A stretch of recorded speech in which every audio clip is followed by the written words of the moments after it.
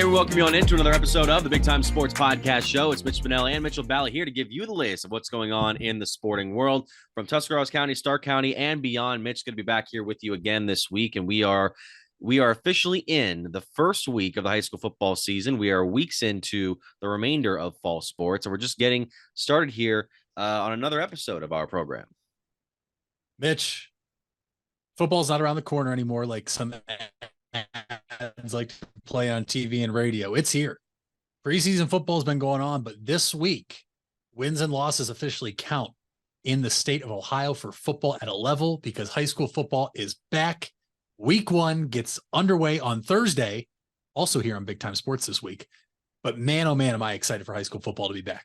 As am I. And now we go into what hopes to be another very good football season here in Ohio. And with that, we want to start off with our first segment that we start off with every week here on the Big Time Sports Podcast Show. And that is This Week in Big Time Sports. This is our upcoming slate of schedule for the broadcasts that are coming up here on Big Time Sports, whether that's weekly shows, games, and everything in between. We want to give you the latest of what's going on here. We're going to switch it up this week. We're not going to start off with the Big Time Sports Show just yet. We're going to get to it in just a moment, but for now, we want to highlight the double headers of games in Tuscarawas and Stark that we will be having here this coming weekend. And we actually kick off the high school football season for our area on Thursday.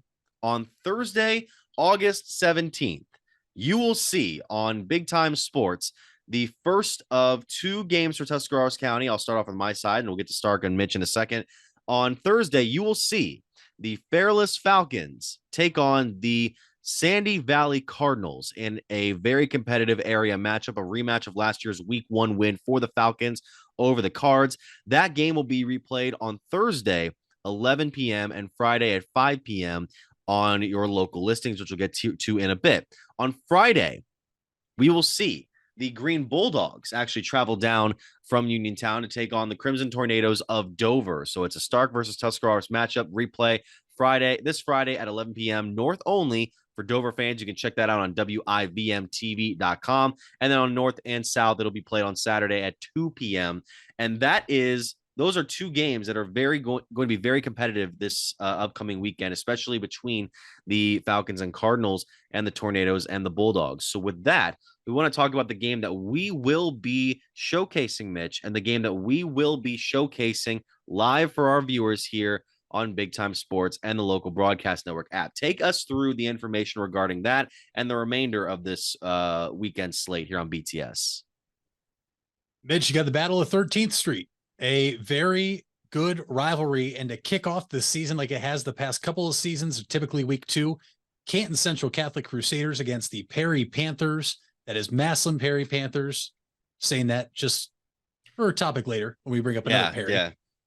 But Mitch, that is a Thursday night kickoff, live stream at approximately 7 p.m. here on BigTimeSportsOhio.com or the LBN app.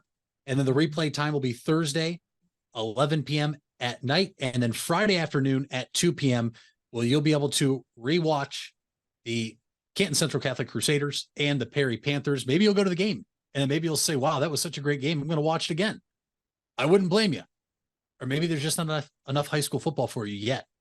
Either way, you can watch that live or on replay on the times there that I just stated, or now on your screen as Mitch shows you. But Mitch, you talk about big time week 1 matchups, and I know we have another week 1 matchup we'll get into here soon, but this is a pretty big one, especially when you're talking about 2 teams separated just a street apart. Absolutely. It's going to be a very competitive matchup between 2 teams that are looking to find more of their identity coming off of their runs last season. Now, we also have one more game to get to here, another Stark versus Tuscarawas area matchup. The New Philadelphia Quakers will open their season at Woody Hayes Quaker Stadium this coming Friday night to take on the Leopards of Louisville High School. That game will be replayed on Friday at 11 p.m. and Saturday at 9 a.m.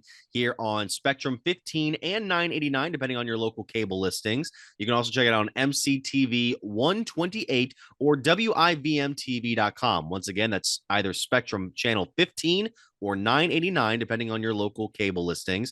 You can also see it on MCTV 128, and you can find it on our website, WIVMTV.com. Watch all of our games and weekly shows anywhere in the world. So you have 2 You have four great games here to watch here on the replays here on Big Time Sports. And of course, you can check out the game between Central Catholic and Perry on a live stream, approximately starting at 7 p.m. on BigTimeSportsOhio.com and the local broadcast network app. Those replays will be on Thursday at 11 and Friday at 2 p.m. So you have a huge slate of games here coming up. We also have here on the Big Time Sports Show this week, the New Philadelphia volleyball team will be on Wednesday at 7 p.m. and on Friday at 10 p.m. So you'll get to see Coach Reason and her girls there in studio with Charlie Jones.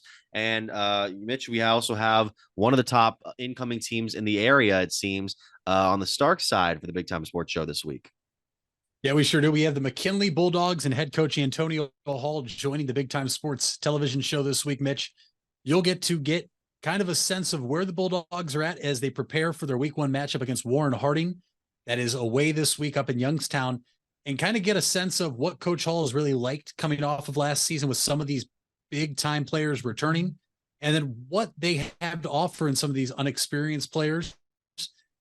No better time to get to know McKinley now, because once the season gets started, maybe you'll be able to keep an eye out on some of these guys that Coach Hall brings to the show and talks about. And like we've kind of mentioned the past couple weeks, Mitch, McKinley really is a team that I think is probably poised to be atop the Federal League as the season starts, at least on paper. Obviously, every team has a fighting chance. They all play each other, but just in terms of the talent, McKinley's returning after a nice season last year. This is a team you're going to want to watch out for. Absolutely. And you can find that replay on Thursday at 7:30 and Saturday at 8:30 a.m. So with that, we now go over to our first segment of the show. We obviously want to talk about the upcoming slate of games for this weekend. A number of great matchups to get to here this week, Mitch. And I'll start off with Stark. I mean, the matchup you mentioned between McKinley and Warren Harding is going to be very interesting because McKinley is coming off of a season that I also found it extremely interesting. You go into a matchup like this with a school that's kind of out of your area, kind of a ways away from what you're usually accustomed to in Federal League play. I mean, what adjustments do you think that McKinley will have to make early on in the season in comparison to the likes that they'll play later on in the year? Well, gotta be careful I say this because I know how a lot of McKinley fans felt last season early on. But Mitch, you have to limit the mistakes. Now, we'll throw the Menor game outside of this, obviously, because there were some questionable calls according to which side you talk to. But either way, Mitch, a lot of the time when you have a team coming into the season, everybody's excited, right? Everyone's excited to run out of that tunnel, whether it's home or away, hear that band playing, see their fans roaring. You have to be able to channel those emotions and not let them get the best of you. Because sometimes, Mitch, when you're so pumped up and eager and the adrenaline gets going, you're liable to make a mistake. And I'm not talking interception, fumble. It could be something as simple as a costly false start or costly offsides or a holding penalty. Can McKinley stay disciplined here early on? That is kind of what hurt them early on in the season last year when they had a tough non-conference schedule. They return a number of really good players, a number of returning lettermen, obviously, and Coach Hall now there in what I believe is his third season as the head coach at McKinley really should have a grip on what he is trying to do with this team, and the players should have a good understanding. So I really just want to see, can this Bulldog team stay disciplined? Because Mitch, we know they have a lot of athletes. We know they have talented players all around on both sides of the football. Typically, what's going to derail them is either a lack of focus or costing themselves, points, costing themselves possession, and costing themselves getting off the field on third down as a defense. And so I want to see how focused McKinley is, knowing that this is a big year, especially with Keaton Road at quarterback and Nino Hill at running back. This offense is poised to have a breakout year, and the defense under Hall has been pretty stellar so far. No doubt. And it's going to be a very intriguing matchup. Alongside that, on the other side of the tracks, you have a game in which Massillon will be inviting in an out-of-state opponent to open the season. And this is one that I've been seeing just driving through the streets of Massillon over the last few weeks. You're seeing the banners on the streets. You're seeing the anticipation build up for Tiger fans. You see the Tigers facing off against Valdosta, the all-time winningest program in high school football history. And what do you make of such a big matchup like this, where it almost seems too big to be a real, just simple high school football game between two top five programs in the country? Valdosta coming off some success, Massillon trying to build off their success from last season, and it's going to be played in this massive stadium in Paul Brown. It's going to be a bunch of people are going to be coming through. It's almost going to be as big as the McKinley game this year for them. I mean, what do you make of Massillon if you're trying to like make sure that they're keeping themselves contained, trying to keep themselves focused on beating this incoming out of state foe? It's one game, right? And it's week one. Yes, a win or loss can make or break your season. But at the same time, Mitch, we're not talking about a team that's a fringe playoff contender. Massillon has been in the playoffs every year. They are 71-13 the previous 6 seasons combined, with 5 regional championships and 3 state runner-ups. This is a team that does not rebuild, they reload. And under head coach Nate Moore, this is exactly what he wanted to do. We had talked previously in another episode, Mitch, about the schedule they have this year, how it kind of looks tougher than usual. My thought process on that as an outsider is, look, this is a team that just cannot seem to get over that hump, which unfortunately for them has been Akron-Hoban in football. But if you load up the front end of your schedule and you take the beatings early, or you win early and you realize how talented of a team you have, that only builds confidence if you're winning.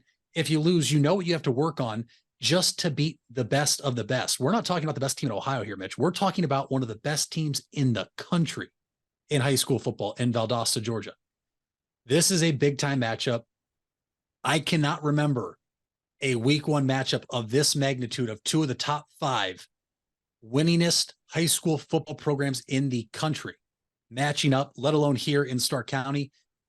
Paul Brown Tiger Stadium is going to be a sellout. It is going to be loud. I am intrigued to see what the media looks like in terms of all the waivers and who got permission to come, because Mitch, if I'm guessing here, I'm guessing almost any outlet, not just locally, regionally, maybe some national, because both these teams have a tremendous amount of talent, tried to come and cover this game in some way, shape, or form. But Massillon, much like McKinley, is going to have to channel their emotions. You want to talk about McKinley having to channel their emotions in week one. McKinley is on the road. This is a home game. The Tiger fans are going to be rowdy, and rightfully so. And we'll see what Valdosta does in terms of traveling their fans. It's a big ask for high school football, but the spotlight is on Massillon this Friday night, Mitch. Can the Tigers respond? And if they can't respond, can they at least build off this game so they can see what they have to do better to be where Valdosta potentially is if Massillon doesn't come out on the winning side? For sure, for sure. And a couple other, I mean, you talk about Massillon as well. Their defense will definitely have to set the tone in that when they'll return a number of great all Ohio players like linebackers Dorian Pringle and Cody Fair that can maybe potentially showcase themselves in front of a national stage. So, you look at some of those matchups there. Obviously, the likes of Green and Lake are still going to be in the mix this year. And it's going to be interesting to see which teams might size up in the remainder of the Federal League, as well as the outside conferences like the EBC or the Pac-7 this year, where looking at some of those matchups, I mean, we might have mentioned this before, but like what teams in those respective conferences really stand out to you as these are the teams to look out for? Well, let's start in the Pac-7. It's Canton South, Mitch, led by quarterback Poochie Snyder, who has some history he's looking to accomplish this year in what will be his final senior season. Snyder comes in trailing Cameron Blair, the former Fairless quarterback. Sandy Valley, yeah. Excuse me. Sandy Valley, excuse me. Sorry, my fault. He needs exactly 1,800 yards on the dot and 36 touchdowns to surpass Blair in both the passing yards in a career, which is 9,181, and touchdowns in a career, which is 116. Not only does Poochie Snyder have records to go for, but Mitch, this is a team that we know is coming out hungry this year, looking to build off the success they had last year in the regular season, in the playoff run they had. Poochie Snyder wants to end his senior season at Canton South on his own terms. That is a team I'm looking for. And then Alliance.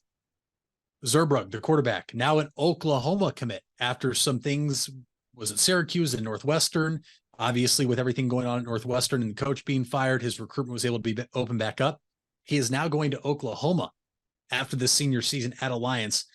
This is a team that has lost a couple pieces, both from transferring and moving to different spots in the state of Ohio, but also returning some big time pieces.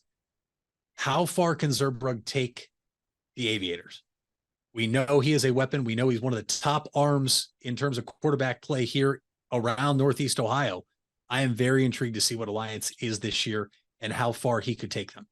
Alliance is a team I'm looking forward to. You mentioned Canton South. Fairless is going to be trying to repeat as at least conference champions in the Pac 7 here, and we're going to get a number of teams also looking to make their mark as well. And then going back over to some of the games that we will be covering this week here on Big Time Sports, this New Philadelphia Louisville game is very interesting to me because you have Louisville really has been struggling the last few years as an independent school trying to find their footing. They're 7-22 over the last 3 seasons, but they bring in a new head coach and Chris Kappas to take over the Leopards program. This is a guy who comes in from Austin P as a defensive coordinator. He's coming back to coach Louisville to succeed Troy Davis.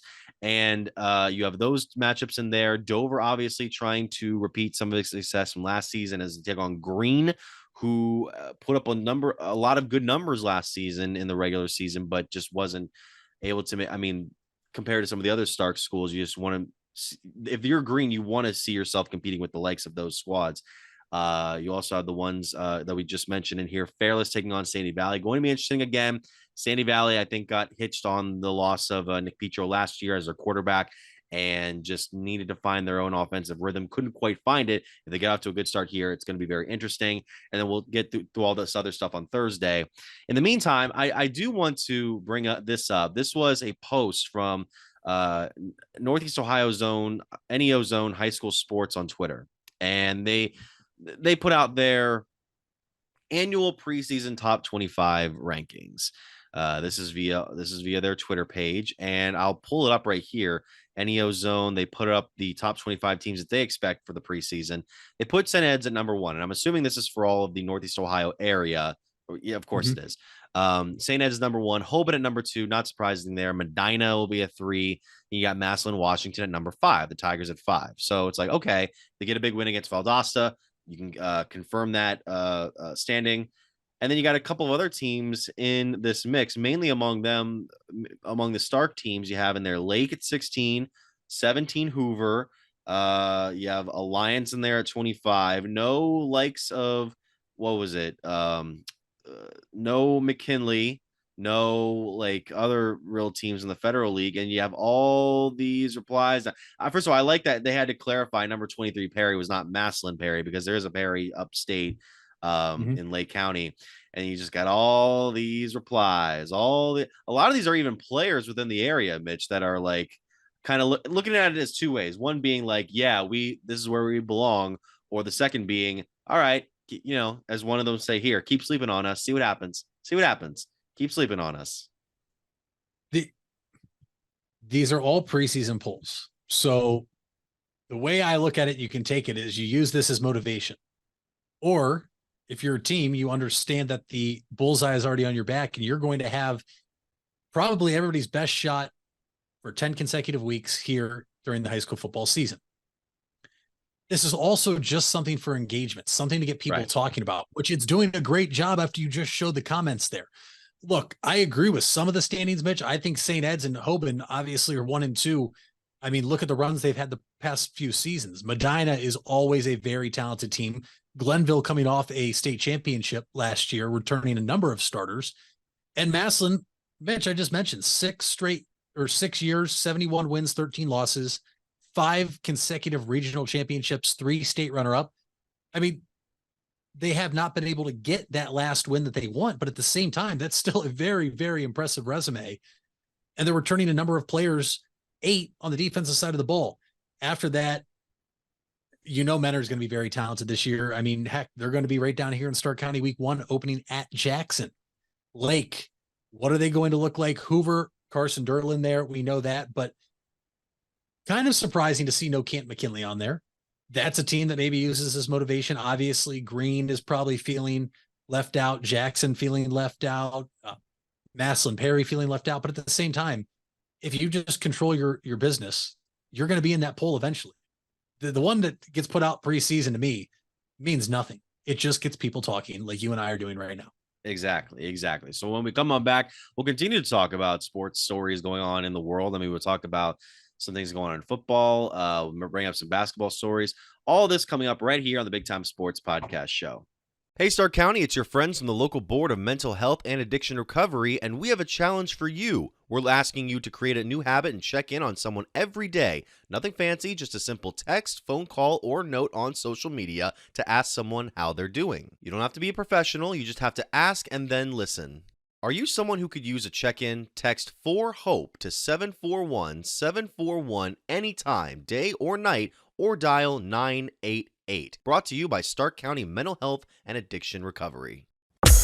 Wendy's without the Wendy's app is like Nugs without the sauce. Or a Frosty without the fries. Or a hamburger without the fresh beef. No! Level up. Get the app to order ahead, order delivery, earn free food, and get app-exclusive offers. One app, all the Wendy's. Offer for a limited time at participating Wendy's. Terms apply. App registration required. Fresh beef available in contiguous U.S., Alaska, and Canada. You deserve the best. And at Ferris Chevrolet, Buick, Cadillac, Toyota, that's what you get. We consider you, the customer, to be part of our family. Anybody can make promises, but when you visit Ferris, you get the Ferris deal from a Ferris wheel. So if you're looking for a car, truck, or van, think Ferris. Think Ferris. Where you matter. You matter. Everyone plays a part. We all have a role. Each of us can make a difference. You do matter, and the best way to have a positive impact is to pay it forward. With each of us helping one another to cope, feel better, and know that we belong. Pass on the positivity today. Tell someone else they matter too. All care. All care, all care. Where you matter. You invest a lot in your home and vehicle purchases.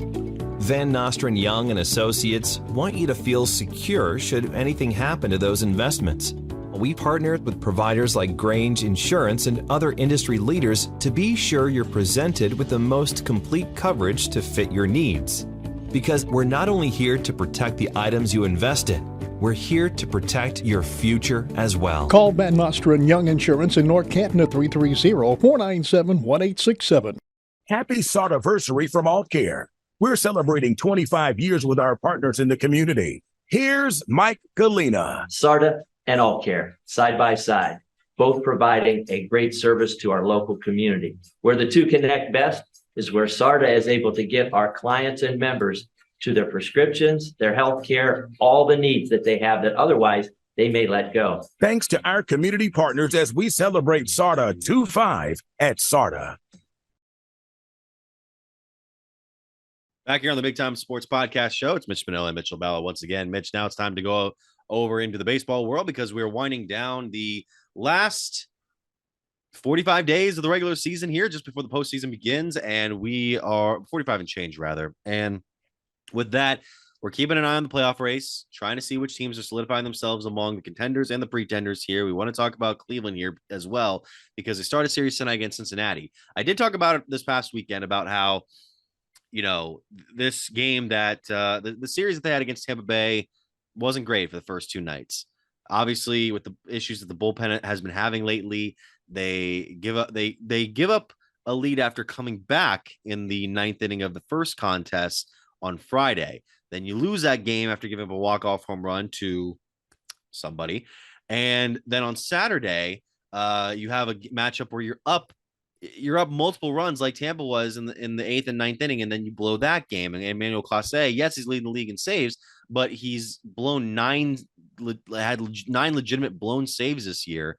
It becomes a bit of a concerning part to where even though he's still throwing gas, he's having trouble locating some of his other pitches, and he's just throwing batting practice balls. But Sunday made up for it. Sunday made up for it in a way that kind of gives you hope because you think, oh, this team is capable somewhat of putting up multiple runs on the board and keeping Tampa Bay in check, especially with a guy like Tanner Bybee on the hill, who's really making a name for himself among not just rookie pitchers in the American League, but rookies in general. Yeah, I mean, let's start with Bybee, and got to throw Gavin Williams in there too. Mitch, they're both making themselves very relevant right now, and also throwing their names into Rookie of the Year consideration. I mean, you look at the numbers, some of these, or you look at the numbers they both had really since the All-Star break by really, I believe, since June 14th or something like that. Mitch, they're first, second, and third in most major categories when it comes to win-loss record, ERA, batting average against, K through 9. These are two legitimate frontline arms potentially, Mitch, moving forward, which I don't know, doesn't really surprise me when we're kind of labeled the factory of pitching. I mean, we just churn out pitching and pitching, but this series the past weekend against Tampa really bothered me. There was a legitimate case to say they could have swept the Tampa Bay Rays. They scored 3 runs in the 9th without getting a hit, 3 wild pitches. I don't know the last time I've ever seen it, if that's ever even happened. And then Nick Stanley gives up a walk-off home run. Okay, well, they come back the next day. They bounce back right away. They have a 5-2 lead. They look good, you know. And Emmanuel Clase had probably one of the worst meltdowns I've ever seen him have in his tenure in Cleveland. And there's nobody to blame but himself, really. You look back a couple weeks ago, the White Sox game, Rocchio and Cole Calhoun didn't make some plays, but Clase, Mitch, worries me, but I think he worries me because of overuse. Yeah, sure, he's tied for first, or maybe now he's second for most saves in all of baseball, or definitely in the American League. But Mitch, the 9 blown saves, a number of those are because we have had to rely on the bullpen so much this season because of the inability of our starting pitching to go deep. Not to mention, you're realistically right now running a bullpen game out there every 5 days. Now, Xavier Curry pitched pretty well the other night. He started to settle in as a spot starter, but unfortunately, this is not going to get better, in my opinion. You're coming down games now where every outing is going to be big, and if you have to go to your bullpen at a certain time, you're going to. We know Terry Francona did it during the 2016 run, going to relievers in the 6th inning. Right. The offense is just so hit or miss. It really is. Now, they exploded on Sunday. It was a bullpen game for Tampa, who also had their bullpen taxed in that series against us. I mean, their starters did not go long. Aaron Savali did not last long against Cleveland. I guess the silver lining was they did that all without Jose Ramirez in the lineup. Jose did get his suspension reduced to 2 games instead of 3 after he appealed. And the offense scored, 5 runs on Saturday night, and then came back and just unloaded on Tampa Bay on Sunday. The off day Monday, I think, will help. Moving to Cincinnati now, you have to still remain somewhat optimistic, Mitch, because the Minnesota Twins have been given chance after chance after chance to run away with this division, and they haven't. It's still 4.5 games back in Minnesota, which, call me crazy, that's a week of baseball. A week of bad baseball for Minnesota and a week of good baseball for Cleveland. You have 2 against Cincinnati, then you come home and play Detroit, and then you welcome in the Dodgers. That's going to be a tough task. Minnesota has the Detroit Tigers starting tonight. That's a team that took 3 or 4 from them last week. We'll have to wait and see, but Mitch, as long as they stay below 5 games, they're really going to be in this until middle of September, or most definitely until they play the Twins again in September. No, for sure. And especially with 6 games left against Minnesota, anything can happen between these 2 clubs. And if you just, what stinks about the offense not being able to produce so much is that you're not going to have these games where the bullpen can afford to take a rest. So with that, you're going to get over usage. And I think with a guy who in Class A, who's still 25 years old, I don't think this is a guy that is so cause for concern that you move on from him quickly, like someone else will get to in a second. It's a guy that has he's had some bad luck. Some of the numbers here: 58.8% left on base percentage, 330 BIP. It's not. His slider isn't quite as sharp against left-handed hitters, specifically against a right-handed pitcher like him. His fastball has been at times down. It's been up at times lately, but it's been down a few times this season. So I think we're seeing a guy who's at a point now where he's not pitching phenomenally. He's pitching solid. He can still bring you in about 2 saves a week at the average rate the team is playing right now, at least. So it's a guy that is kind of finding his footing still, but at the same time, you're just hoping that he can find another rhythm where he gets sharp again, especially at a point where they need every game to be determined potentially by the bullpen. So, and the Cleveland bullpen in general has just been struggling over the last few weeks. I mentioned when I saw the game against Atlanta, or was it, or not Atlanta, Toronto recently, when Daniel De Los Santos can't even get an out in the 8th inning. Trevor Stephan comes in. I still say they don't win. They don't keep that lead if Springer doesn't get ejected. The manager doesn't get ejected after that strikeout, and then he's able to get the next two. So I don't know. We're gonna have to see what comes here. I do think that they have a bit of a break playing Cincinnati at this stretch of the season when the Reds are not as red hot as they once were at some point in this year. They played 2 games against them. Right now, Cincinnati has kind of fallen back to where they are tied for second in the NL Central with Chicago, and the Cubs have actually, like, when I thought the Cubs were going, I heard the Cubs were going all in and keeping their guys like Cody Bellinger and all that from the trade deadline, I thought, that's not, I don't know about that move. And then sure enough, they are now tied with the Reds for 3.5 games back behind Milwaukee.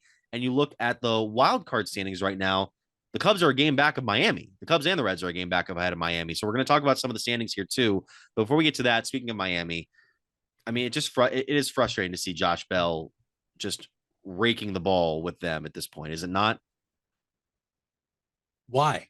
Like what? I don't know. I don't get it. He turns 31 today. He's reached base safely in all 11 games he's played with Miami. He's slashing 310 at the plate, 396 on base percentage, 643. And then 2 doubles, 4 home runs, 9 RBIs, and 9 runs scored since Miami has acquired him. Mitch, that stat line I just read you right there, we would have been lucky if that was a good month for Josh Bell here in Cleveland. We couldn't get anything out of him. It's frustrating because we miss and desperately need home run and just power in general. Obviously, with Josh Naylor being down right now with an injury, you can tell this team is lacking the power or even just the threat behind Jose Ramirez. That is what we thought Josh Bell was going to be. Unfortunately, it wasn't the case, but it is so frustrating. Not only to see him playing at that level, but Ahmed Rosario is also playing pretty darn well in LA as well. That's also frustrating. Now they put him at second base and not shortstop, so maybe the errors aren't as egregious as they were here in Cleveland, but both guys we shipped off. It's unfortunate to see how well they're playing right now. Yeah, this is more so a case of getting hot at the right time, and if you're a Guardians fan, the wrong time. But I think it'll come back here in the next couple of weeks. Miami, though, depending on what they're doing, they may not be coming back down to earth here soon, as they are now in the wild card mix. As I had the numbers up here, in the 3rd spot right now. So if the playoffs ended today, I got to expand my league standings here. If this playoffs started today, you would have the winners of Atlanta, Los Angeles, and Milwaukee, with those 3 in check. So then Milwaukee, as the lowest seeded division winner, would play, I believe, Miami is in there, and then Philadelphia and San Francisco are also in the other wild card series. Philadelphia's had a very good stretch here lately. They were down for a good portion of the season, and it's because the Atlanta Braves are having arguably an even stronger season than they had 2 years ago that people are just forgetting about the other NL East squads. But Philadelphia allows Philadelphia and Miami to kind of build themselves up a bit, and then of course Los Angeles is still in the mix there as well. Then you go to the American League side where it's Baltimore, Texas, and Minnesota. Minnesota is what, 1, 2, 3, 4, 5, 6, 7, 8th best, tied for 7th best record in the American League, and they're the division. They get in by proxy, by American League Central proxy.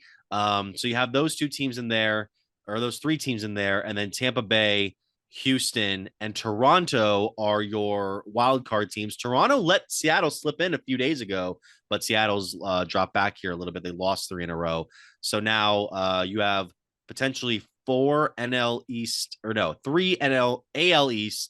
teams in the American League playoff mix, and there's other teams in there. Boston and the Yankees aren't officially out of it as well, but they kind of feel like they're just sliding back. I mean, you look at all these divisions, what is the most intriguing race to you? I know we're focused on the AL Central. Nobody outside of the American League Central is interested in the AL Central.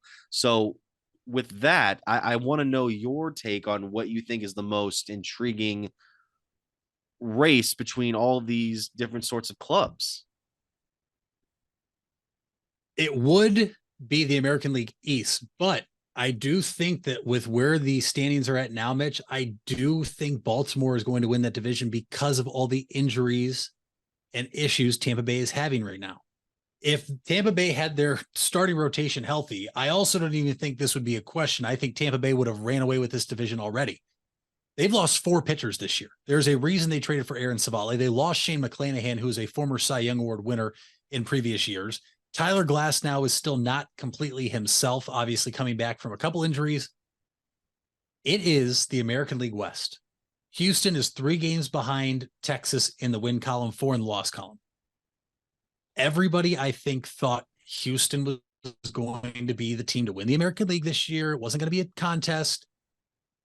And here's Texas. They traded for Max Scherzer.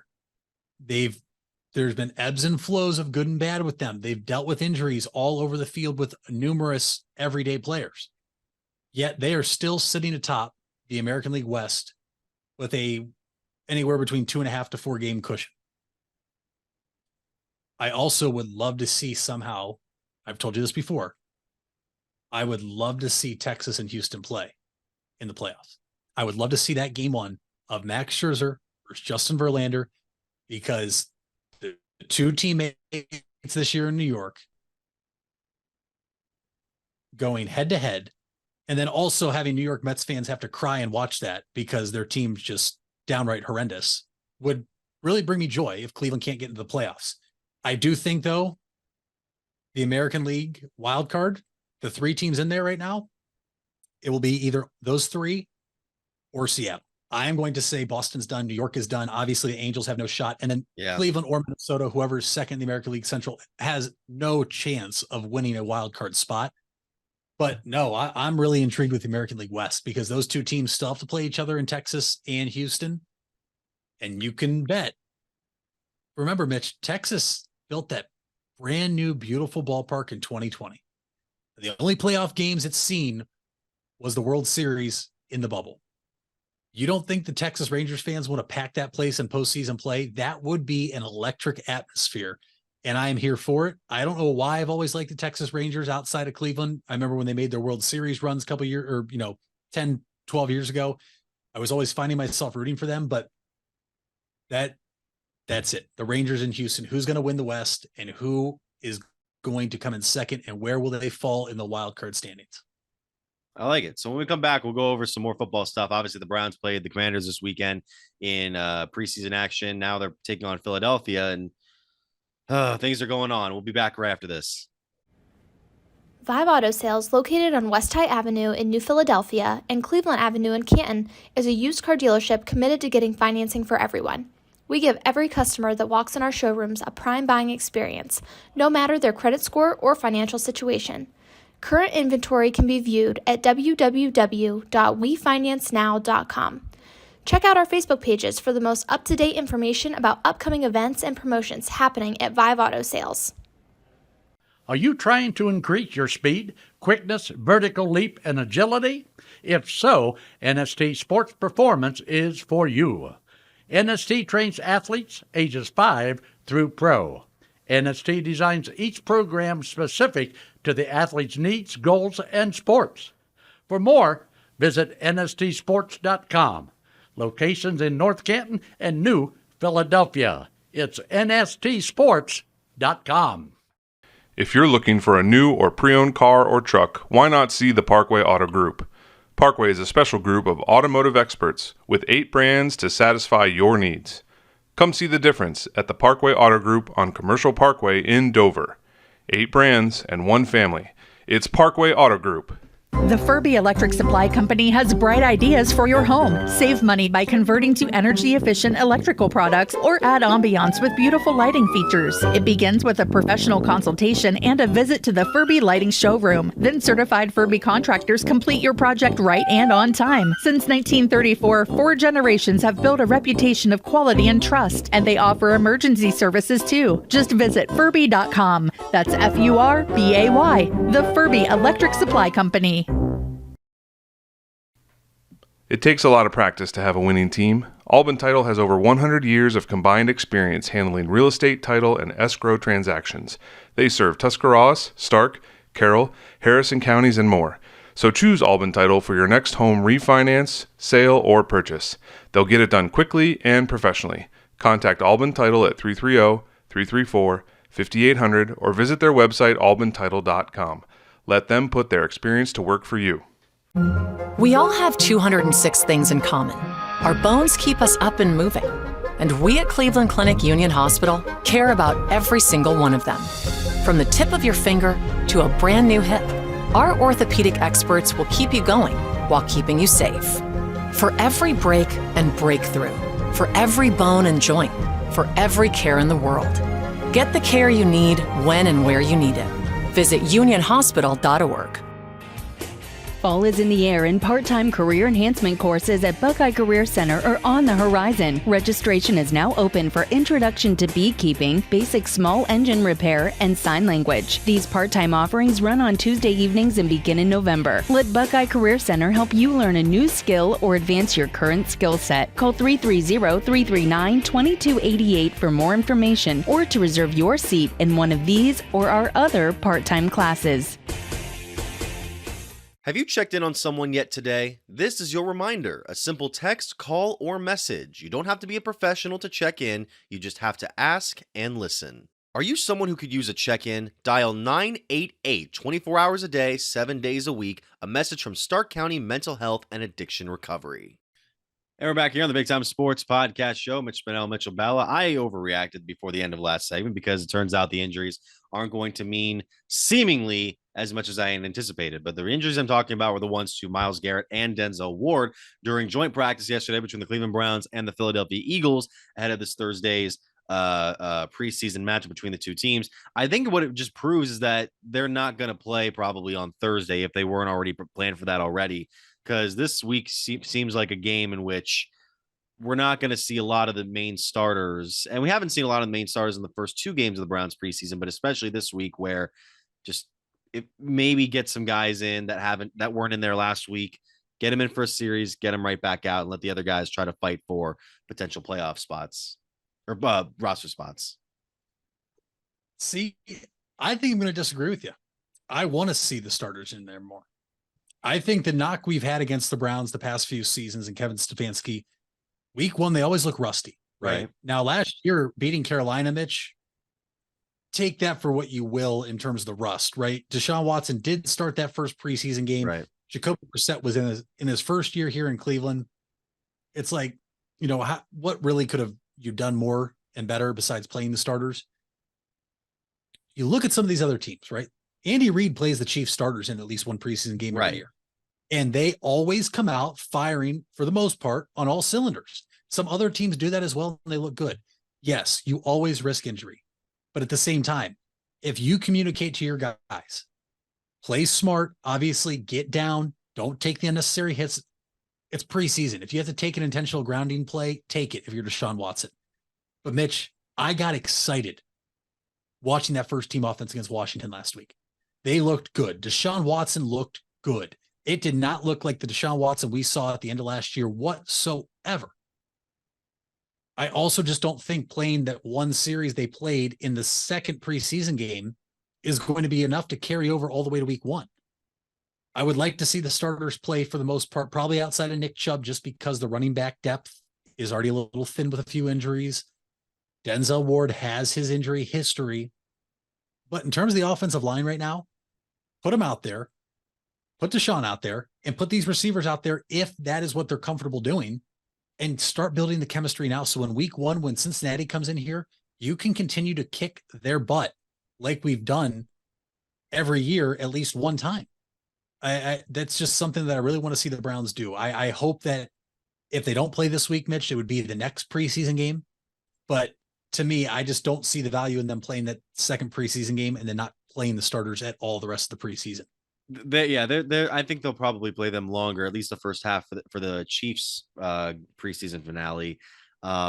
So with that, we can take it over into week one because there are a number of teams that are punting the preseason that I think are going to be rusty. I think the Chargers are going to be rusty, for example, when they come out of the gate. There's going to be a number of teams out there as well, and with that, I still think with this particular game, just give your guys some time off, give them some time to just look over the playbook and kind of run through these drills and not necessarily have them in real action where they could risk potentially catastrophic injury. So there is that. There are a number of things that we've been kind of looking over towards the NFL. I mean, a couple of starters have already been announced for week 1. Carolina has already made Bryce Young their guy. Makes sense. It's he looked sharp in his debut for Carolina. Anthony Richardson, I think, was the starter from day 1 in Indianapolis. So we're going to have him. He was just announced there as well. The CJ Stroud thing is interesting because didn't look fantastic in his first preseason matchup against or for the Texans. And I don't expect him to not be the starter come week 1. But do you think there is not a disconnect, but there is a kind of a scaling of where Bryce Young is with the Panthers and where Richardson is with the Colts that is different from where Stroud is currently with Houston? I do. I think it has to do with the personnel around him. I mean, Mitch, say what you want about their debuts in the preseason. CJ Stroud did not look good, but at the same time, the Texans' offensive line is horrible. Bryce Young's going to a situation that they did make some key offseason acquisitions. They signed Adam Thielen on the outside. They signed Miles Sanders to play running back. They've kind of surrounded him with some veteran talent. And this is a team, albeit in a very bad NFC South last year, Mitch. They were kind of in the playoff picture till what, week 12 or 13? Anthony Richardson, to me, is probably in the best spot to succeed right away out of all 3 quarterbacks, just because now Jonathan Taylor has to play. There's that dynamic right now where he wants paid more, and whatever Irsay says, we'll see. But that's also a team that has some proven veterans, a team that really, for the most part, outside of bad quarterback play last year, Phillip Rivers came in his last legs and took him to the playoffs. I'm curious to see what Houston does with Stroud. I do believe in playing rookie quarterbacks, but at the same time, you cannot play the rookie quarterbacks if it's going to develop bad habits and also a bad environment. You don't want to put CJ Stroud out there as your franchise quarterback year 1 if he is only going to get beat up and not play well. That will affect his confidence. This is a quarterback that has always played well, Mitch, at any level he's played at so far. High school is one of the best in the state of California, one of the best in the country. Ohio State, one of the best in the country. It's a rude awakening, obviously, to go to a spot like Houston, but I want to see him play. But at the same time, I don't know if playing him in year 1 is the best thing they could do. I think it could do more damage than good. This is not a team, if he plays well, that's going to the playoffs. They have way too many holes on both sides of the football. But I just wonder if Houston falls into this trap where they see the other 2 rookie quarterbacks starting. They feel they need to start CJ Stroud, but this isn't a spot to where Houston needs to figure out what they have in Stroud in case they need to go get another quarterback. They pretty much made it clear this is their franchise guy. It's a tough line they're on, and what side they're going to go on, I don't know. Well, I mean, it's between him and Davis Mills right now, even though Case Keenum is fighting for a roster spot as potentially the 3rd string. And if you're a first-year head coach in D'Amico Ryans, what is it, the 3rd now first-year head coach for the Texans in the last 3 years? Oh, my Lord. You wonder how much, I mean, you do wonder at first how much leverage he would have in the organization to where if he believes that Stroud just needs some time and he goes to the team and he says, well, I think he needs some time. And then you have the front office saying, no, we got to get him out right away, week 1. You got to wonder if that's going to be an issue. I mean, it would be an issue, but you have to wonder if that would be a possibility, is what I'm saying. With Ryans and the organization, I really don't know how they feel. Obviously, they want him to be progressed enough to where when he's comfortable and ready, he's going to be the guy. But for some reason, it just kind of feels like it felt like it went Young, Stroud, Richardson to start off as the rookie quarterbacks. Now it feels like it's Young, Richardson, Stroud. And some people are even saying it's Richardson, Young, Stroud, which very fascinates me much because I think Richardson was probably the most NFL ready quarterback of the 3 coming into the draft. But a lot of people saw what Stroud did at Ohio State, what Young did at Alabama, and they thought these guys have done more on the field in the last few years than Richardson had done at Florida. So I'm curious to see how they're going to handle Richardson in Indianapolis and how it's going to compare to the way that numbers picks number 1 and 2 went as compared to pick number 10. Yeah, I don't know. No, it's fair. I mean, Mitch, there's also all the smoke screens you had during the draft. that Richardson may have been the first quarterback taken. I do agree with you that he was probably the most NFL ready, definitely the most athleticism between the three in terms of the way he is built and being able to be mobile with his legs and take contact. We know Bryce Young's smaller. We know CJ Stroud doesn't really like to use his legs a whole lot anyways.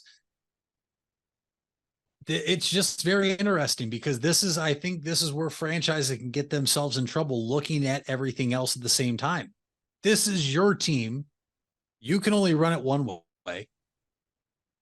You have to do what's best. Look, Davis Mills, Mitch, at certain parts really wasn't that bad in Houston. No, he had some games where it was like, okay, could he be the guy? Do we not have to worry about taking a quarterback at, the top three?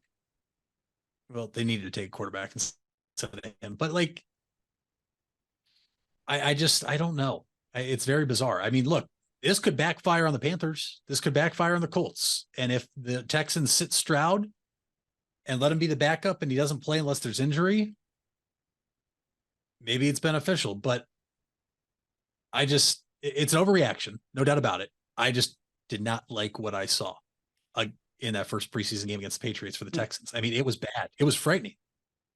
It was. I think it's more so on the offensive line than I think it was Stroud's level right now. But speaking of the Patriots, a move that was made, I believe, yesterday by the team. Well, first of all, two free agent running backs who've been struggling to find a team all offseason went off the board. Dalvin Cook went to the Jets.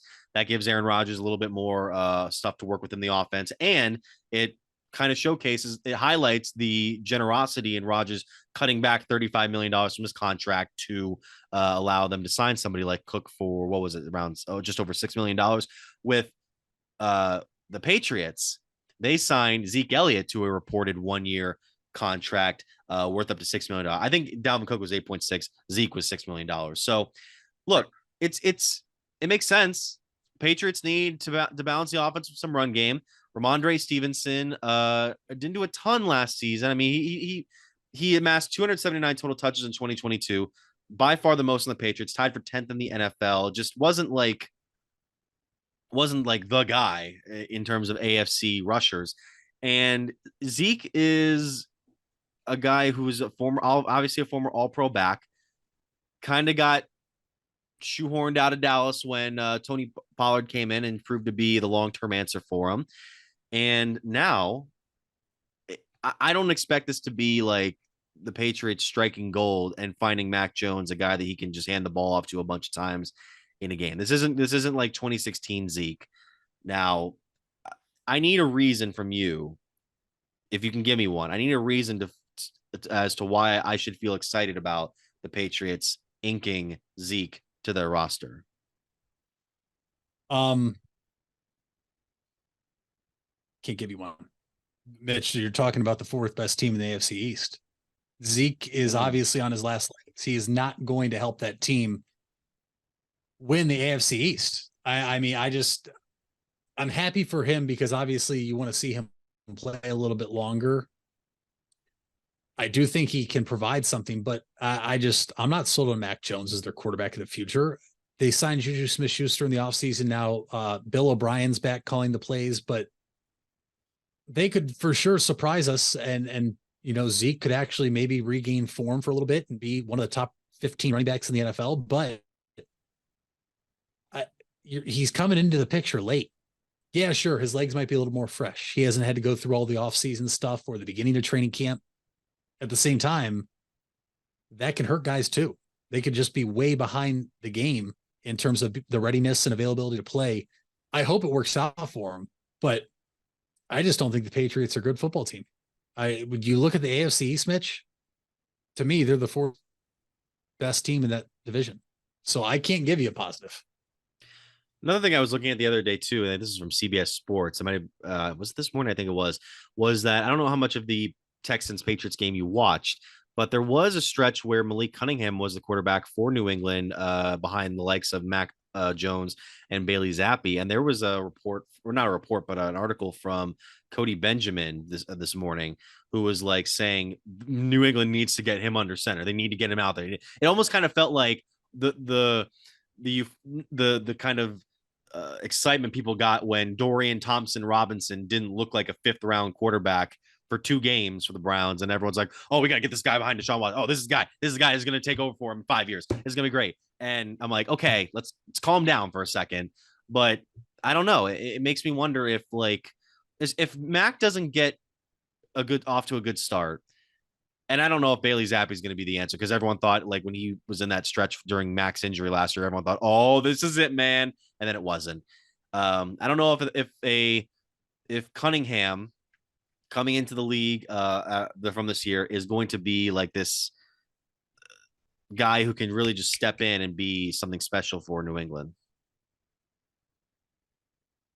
The Patriots are starting to go through what us as Browns fans went through for so long. Not having a franchise quarterback. Okay. That's just what it is. Mac Jones is not a franchise quarterback. Bailey Zappi doesn't look like a franchise quarterback. So now anytime they have a quarterback step on the field and they have any ounce of success, right, like we would do, Mitch, oh my gosh, look, Josh McCown just led a really good drive in the preseason. Maybe this is the guy. Brandon Weed looked really good in week 3 of the preseason. Insert one of the 900 million quarterbacks we had. We're blessed with the greatest run of dominance at quarterback that we've ever seen. And now they're going to overreact to any success that quarterback has, especially in the preseason.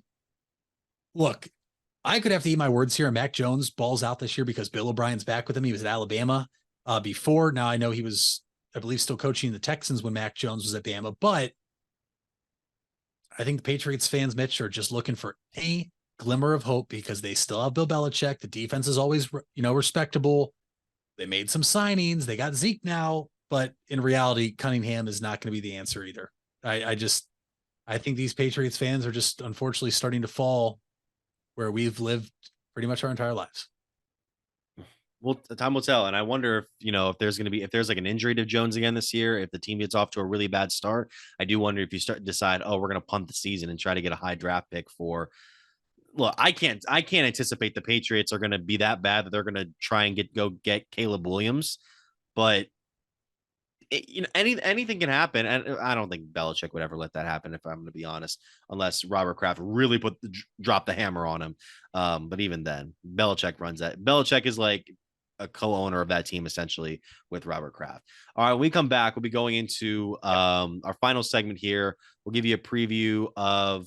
Not a preview, but we'll give you a summary of what we watched this past weekend and why I'm getting a headache from one particular NBA name. Stay with us. Have you checked in on someone yet today? This is your reminder. A simple text, call, or message. You don't have to be a professional to check in. You just have to ask and listen. Are you someone who could use a check-in? Dial 988 24 hours a day, 7 days a week. A message from Stark County Mental Health and Addiction Recovery.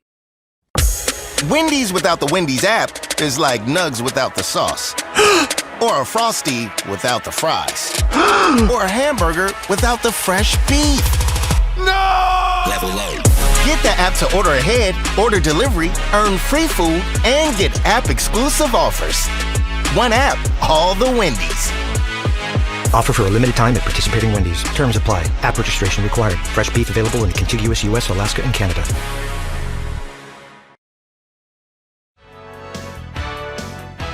You deserve the best.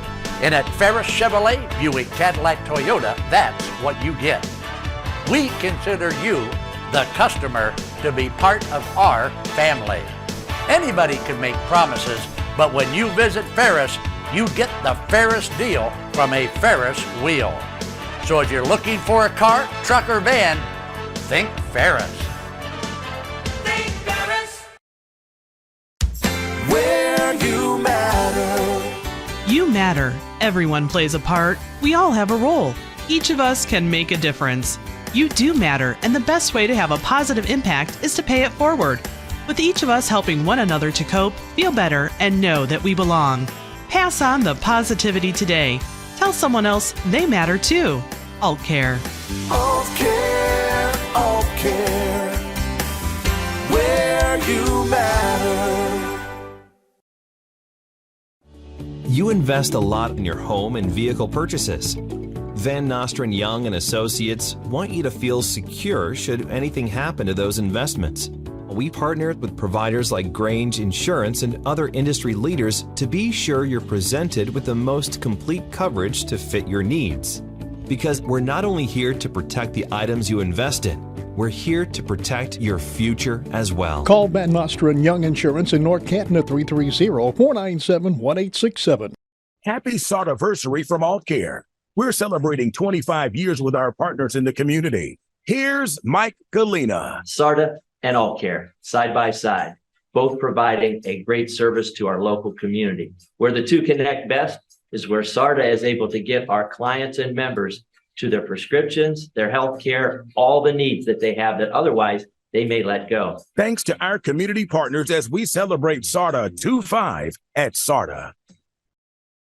You need to remodel your bath? You need JR Bath Company. Trust in the quality of JR Bath. It's fast, it's safe, and it's affordable. Call today at 1-800-664-2284 or go to jrbath.com.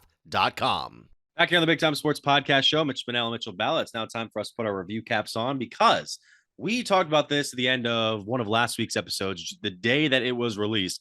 We finally got to see, both of us, the Netflix Untold episode documentary of Johnny Manziel and his rise and fall through the ranks of college football, and then eventually the NFL with the Cleveland Browns. So, Mitch, it is now time to get your thoughts on it because I gave my thoughts on last week's episode. I said that I thought it was a finely made documentary that felt a little too one-sided, and essentially it didn't tell me anything that I either didn't know or I already didn't strongly assume.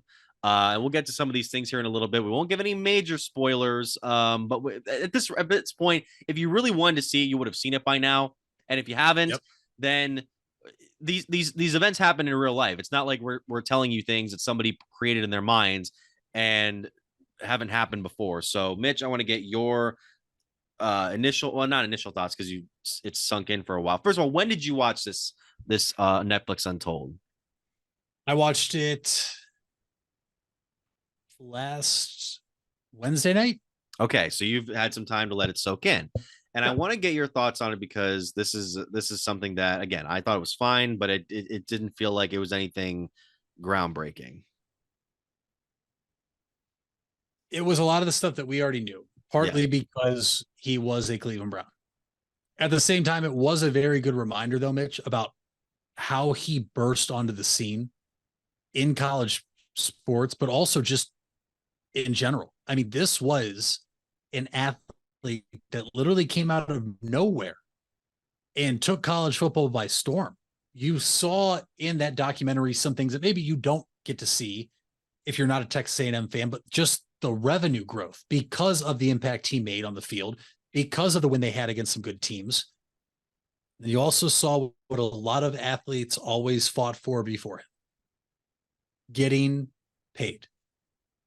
The NIL is there now. Obviously, probably the only one before Johnny Manziel that made it known or had the opportunity to get money was Reggie Bush, which we now know happened since he's had to rescind his Heisman Trophy. But I also think my takeaway was because of how fast he burst onto the scene and because of the success he had, I can't blame him for getting a big head, right? I think anybody at that age, Mitch, is going to have a big head when you realize, oh, shoot, I might be the first freshman to win the Heisman Trophy. I'm putting Texas A&M on the map after they went to the SEC. I beat Bama at Bama. But then also realizing that the investigation side of things of him accepting improper benefits, the whole friend being his agent for the most part in college, traveling everywhere. I mean, Mitch, this guy was doing what I hope to just do one of those things in my lifetime of sitting courtside or going to these functions of all these celebrities or athletes or whatever. I mean, my goodness, the guy was living quite the life. But to see that take a toll on his love of the game for football. Now, his love of the game may not have always been there like we thought, because his friend even said Johnny only cared about, football, but he never studied the film or anything. And then it was, let's go party, let's go drink. It's crazy to me, though, that other teams couldn't necessarily pick up on that, because if the Browns never take Johnny Manziel, Mitch, in that draft at 22, Another team takes it. It's not like we're talking about this guy never getting drafted. Another team takes him either later in the first round or early second round. The biggest thing I took away from the entire show, how many times have the Cleveland Browns drafted athletes that come here and they don't work out, and you just hear, oh, it was a bad situation. Cleveland was just dysfunctional. Johnny took it upon himself in that documentary, Mitch, to say it wouldn't have mattered where I went. Like, I didn't love football. I was all about the hype and everything. I didn't love football. I didn't like playing. I didn't like practicing. It did not matter where I would have went. It would not have worked out. And to me, that actually said a lot in terms of his maturity, because how often do we have to talk about how immature he was? Yeah. That was actually my biggest takeaway, is knowing that for once, it wasn't because the Browns were so bad. It was because this guy, who was extremely talented, but like other people we've seen in the past, Mitch, did not want to put in that work, flat out admitted, I was never going to be anything anyways, no matter where I went. Yeah.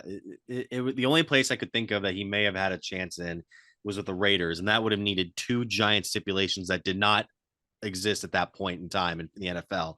One was the Raiders needed to be in Vegas so that he could thrive elsewhere. Number two, Al Davis would have needed to have been alive, because he would have been the only owner crazy enough to trust him through and through.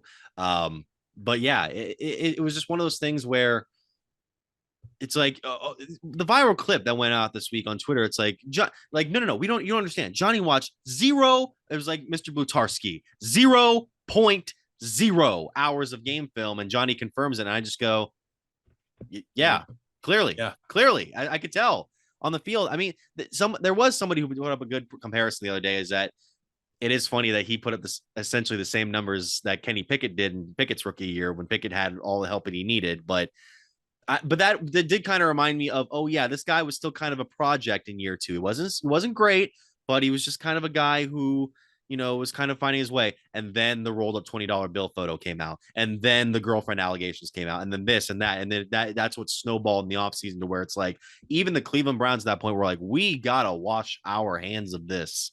We messed up. And, it was what it was. I didn't love how there were no interviews. I don't believe there was one player, a teammate of his from A&M or the Browns, that was in this documentary. I think Cliff Kingsbury was in it. Who was it here? It was his parents, his sister, and his agent, obviously, a couple of their Texas A&M faculty. And yeah, that was sort of like, it kind of felt, that's why I felt a little one-sided, not to where I thought they were trying to manipulate the viewer, but I just would have liked more of that perspective. For sure. And, I don't know if that necessarily tells you what you need to know about Johnny, that teammates weren't in it. It could have been something as simple as they just wanted it to be from the Manziel side of things, and that's fine. But no, I'm with you. I mean, what, Mitch? You didn't see many clips outside of game film in which they weren't even mentioning the players of any of his teammates. You saw Mike Evans in one, and that was, I believe, when they all went back to Texas A&M for a game. It was bizarre, and you just wonder, how well was he liked by those teammates? And we know Browns players weren't happy. And rightfully so. Obviously, it brought a lot of attention to the Browns, but not for the right reasons, right? You want the guys that bring a lot of attention because they're winning football games, because they're playing at a high level, or they're doing something right. Johnny was none of that, none of the above. He still had glimpses. I was never a Johnny Manziel supporter. Let me just be very clear about this. I was never in favor of the Browns drafting him. I thought he would always be a bust. I just was never a fan of him. He did have moments, though. He had a couple flashes in the pan in Cleveland. I started with the Tennessee Titans game. I think he had a pretty good game. And you just wanted him to build off it, but he couldn't. And he knew what he wanted to do outside of football, and he was so focused on that. But at the same time, he is a person. How many times do we have to hear about these athletes come out and say they can't do this because they are human, right? They need their space. They need this. And for him to say he just felt like he was in a fishbowl no matter where he went. He went to the rehab, and then, he saw what NFL reporter was it from ESPN drive by as he was at the facility at rehab. And he was just like, wait, what's going on? Why is he here? Because they were just looking for him. People wanted to know where Johnny was at all times. And that can be taxing, whether you want to believe it or not. all these people that want to be athletes and celebrities, like they're real people that need a break too. Sure. And so I'm happy it seems like he's gotten himself together. Obviously, there was a very dark point in his life. It seems like he's kind of talking to his family again, which if you didn't know that already, that's something you find out in the documentary, that him and his dad at one point were just not talking anymore. Don't want to say disowned him, but there was no contact with his family. And then his sister gets to tell you why he's not doing anything right now, because Johnny needs time. Like he needs his time to just be himself and figure out what he wants to do, because like she said, I know he could be making an impact in some way, shape, or form, or whatever he wants to do, but he can't. And I don't know if I can blame him, Mitch. This is a kid that went from front of magazines, Heisman Trophy winner, potential #1 draft pick, out every weekend at a bar, partying with celebrities and athletes, to rock bottom, like rock bottom cut. So yeah, I'm sure he needs his time still, because he went from on top of the mountain to the very, very bottom fast. Yeah, and I'll give away I'll give away part of the ending here, because it's something that I definitely wanted to touch up on. If you haven't seen it, obviously log out of here. The documentary, you would think, if you didn't know the NFL, if you didn't know Johnny, you would think that it's setting you up to where he's finally found himself, he's gotten himself cleaned up, he's gotten himself talking to the family again.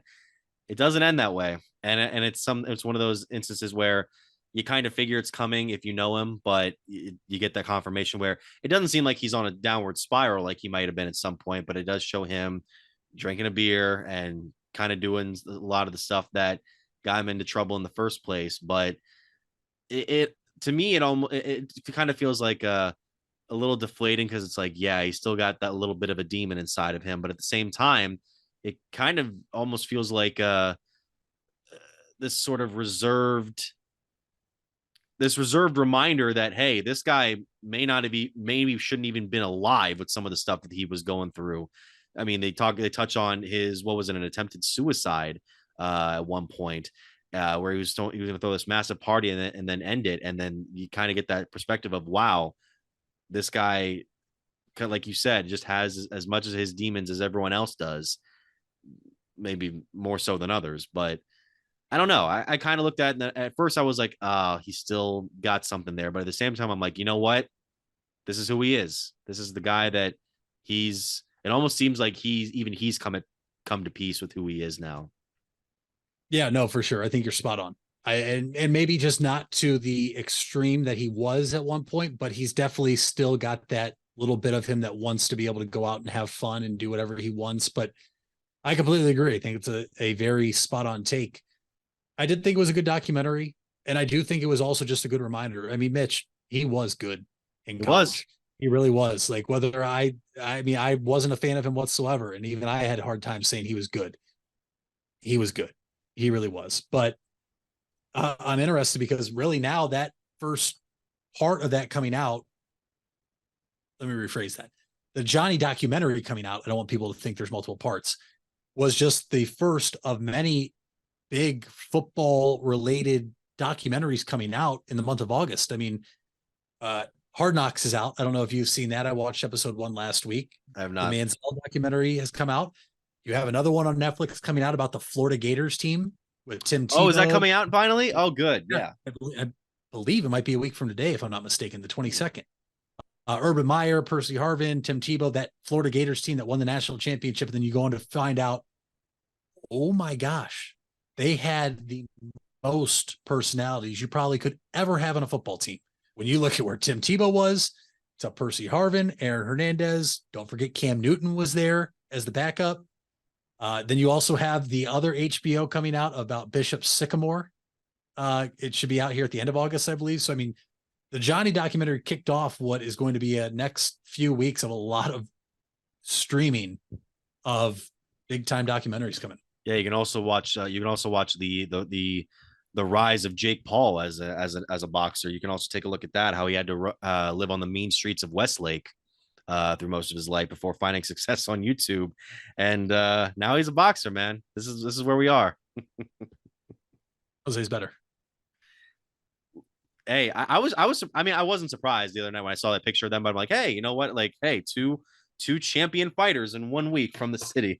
Who would have known? Who'd have known? Speaking of athletes, and I'm not, we're going from talking about Johnny and kind of like understanding him and all that, talking about going to another athlete that I'm just gonna trash on. I'm so sick of James Harden, man. I'm done with it. I'm so sorry. This stupid freaking video. Let me take a look at this here.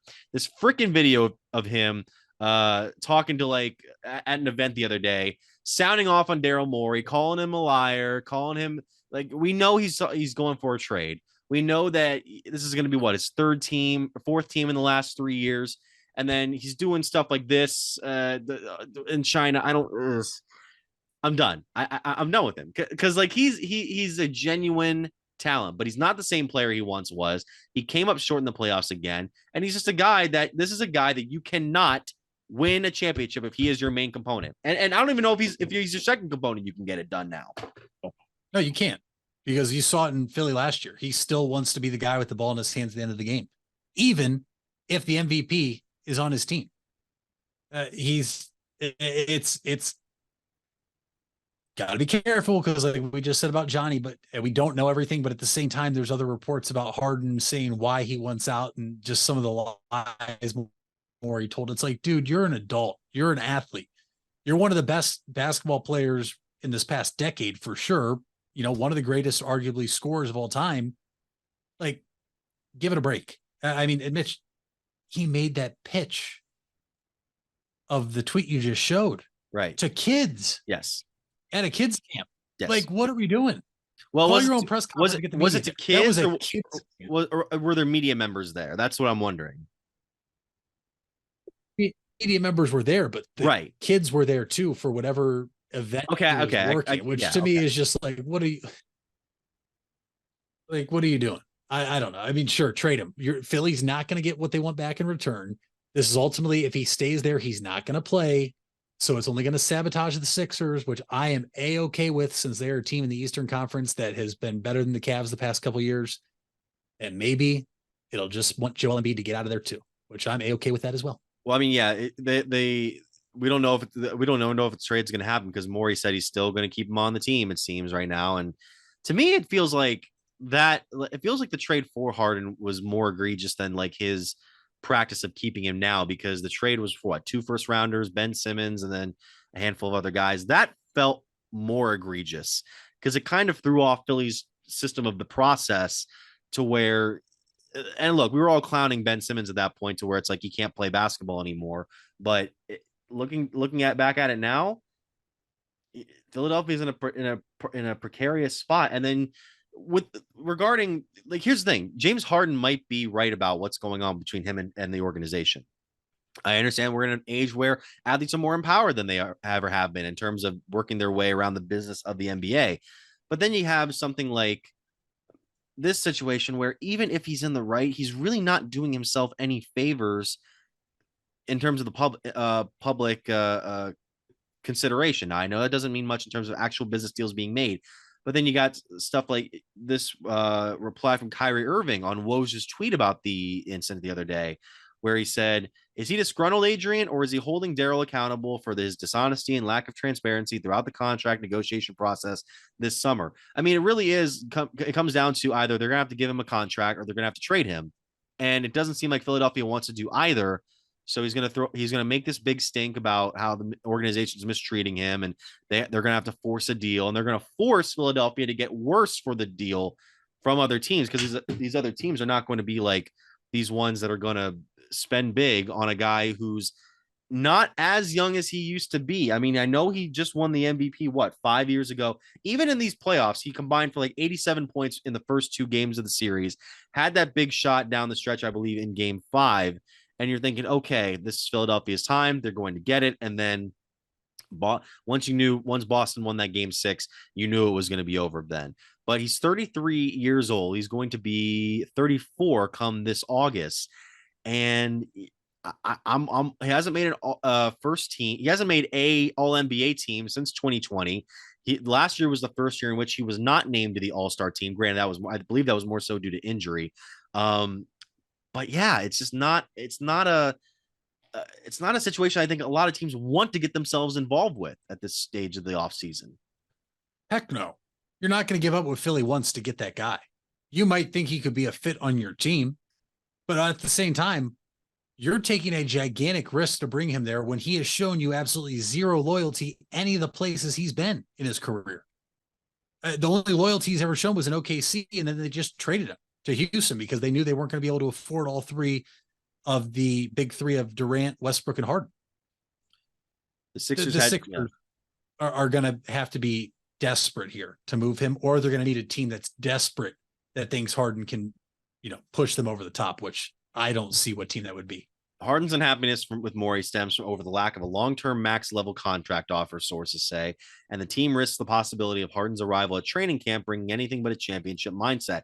We have seen, hold on a second. We have seen what a James Harden with a non-championship mindset has brought to the table over the last few years. I mean, I take a look. I'll give you Exhibit A here in 3, 2, 1. We all remember this infamous photo from a few years ago. Now, granted, that might have just been overstuffed clothing, but the guy's not gonna come into camp in shape at this rate. He's not gonna be focused on anything other than where he can get traded to next. So yeah, that's where I'm kind of like, okay, I just can't take this guy anymore. I can't take the guy going to a team. This is like a 70s-esque star NBA player. This is like your George Gervins of the world. This is like your Bobby, the guy who played for the Lakers who won the MVP 1975 NBA MVP, Bob McAdoo. He's like that kind of guy where it's just like you have something there and you just can't put it together. Whatever. I'm finished with it. Just like he's finished with Philadelphia. I guess so. And I don't know what's going to become of them come this next season because a lot of teams are still going to be in contention. Milwaukee's going to be ahead of them. Miami's probably ahead of them. Boston is probably ahead of them. So this process might be ending without even a. Did they even make a conference final during this run? I don't think they did. I want to say they did, but I have to look up these finals. Last time the Sixers played in the conference, it's conference finals all time. No, okay, this can't be right. I'm not gonna have another Cy Young thing again this week. No, they haven't made it since 2001. That's cool, awesome. All right, so that's the end of our episode here on the Big Time Sports Podcast Show. Thank you guys so much for listening or watching. If you're on YouTube, be sure to like, subscribe, and hit the bell. You can also find us on Spotify and Apple Podcasts. You can also, check out our stuff here on BigTimeSportsOhio.com, as well as the LBN app. We usually post our episodes there as well. And you can find us on Facebook and Twitter, on Instagram, at Big Time Sports Ohio, on Twitter at BTS Ohio, and then at Mitch Spinell, at Mitchell Balla, pretty much everywhere else. Mitch, what's the fact of the day? Snakes can predict earthquakes. Snakes actually have a sixth sense. They can sense an upcoming earthquake from a staggering 75 miles away up to 5 whole days before it happens. You said they have a sixth sense when it comes to this. That's not a sixth sense. I'm sorry. Thank you so much for listening or watching the Big Time Sports Podcast Show.